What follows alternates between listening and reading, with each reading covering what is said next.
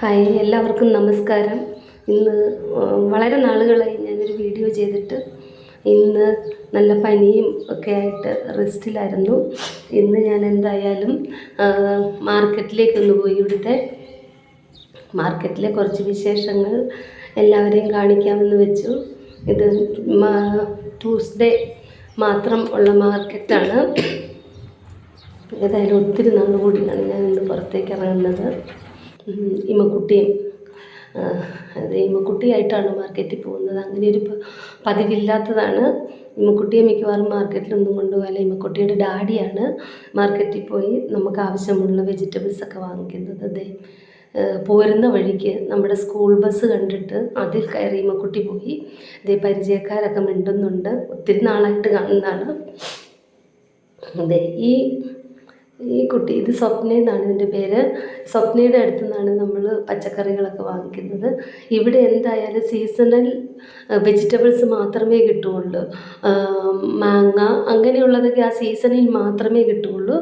ഇപ്പോൾ പൊതുവായിട്ട് കിട്ടുന്നത് നമുക്ക് എന്നാ പച്ചമുളക്, ക്യാരറ്റ്, പിന്നെ ഇതുപോലെ ചൊരക്ക അങ്ങനെയുള്ളതൊക്കെ എന്നും ഉണ്ട്, എല്ലാ സീസണിലും ഉണ്ട്.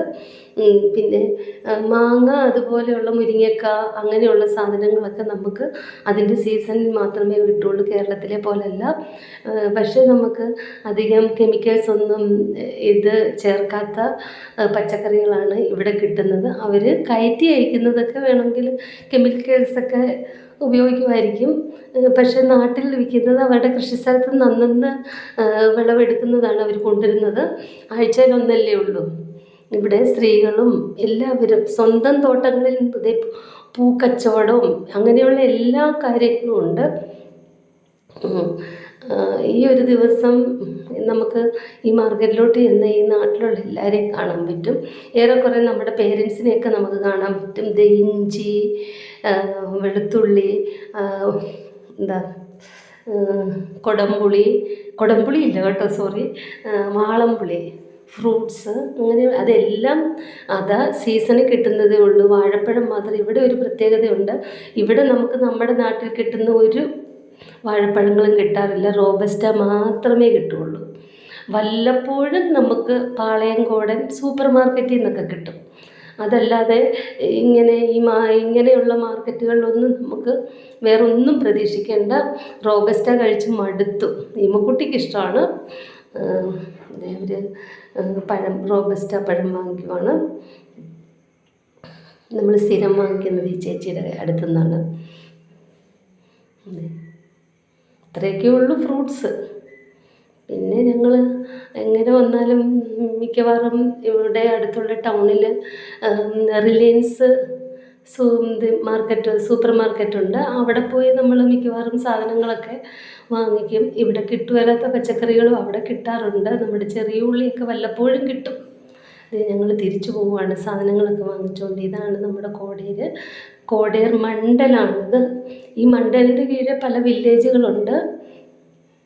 നമ്മൾ താമസിക്കുന്നത് കോടേർ മണ്ഡലിൻ്റെ ഹെഡ്ക്വാർട്ടേഴ്സ് അവിടെയാണ് സ്ഥിതി ചെയ്യുന്നിടത്താണ് താമസിക്കുന്നത്. ഇതാണ് ഇവിടുത്തെ കോടേർ മണ്ഡലം, കോടേർ ഗ്രാമം കൂടെയാണിത്. പിന്നെ കോടേർ മണ്ഡലിൻ്റെ കീഴിൽ വേറെ വില്ലേജുകളും ഉണ്ട്. ഞങ്ങൾ തിരിച്ചു പോവുകയാണ്. ഇമ്മക്കുട്ടി ഏതായാലും ബസ്സിൽ കയറി അങ്ങ് പോയി. ഇനിയിപ്പം സ്കൂളിലേക്ക് തിരിച്ചു വരും.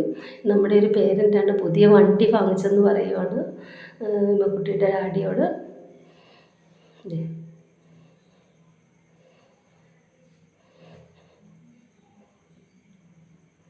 ഓക്കെ, ഇത്രയൊക്കെ ഉള്ളു ഇവിടുത്തെ മാർക്കറ്റിലെ വിശേഷങ്ങൾ. ഞങ്ങൾ തിരിച്ച് ചെന്നിട്ട് വേണം ഇമ്മക്കുട്ടിയെ സ്കൂളിൽ നിന്ന് കൊണ്ടുവരാൻ. സ്കൂളിൽ നിന്ന് പറഞ്ഞാൽ ബസ് പിള്ളേരെ വിട്ടിട്ട് തിരിച്ച് വരണം. സ്കൂളിൽ കൊണ്ടുപോയിടും. ആ സമയത്ത് ഇമ്മക്കുട്ടിയെ നമ്മുടെ ഡ്രൈവർ കൊണ്ടുവരും.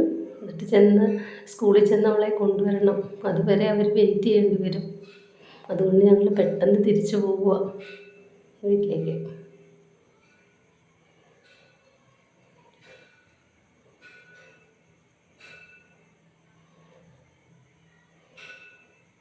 ഇത് ഇമ്മക്കുട്ടിയുടെ ഫ്രണ്ടിൻ്റെ വീടാണ്.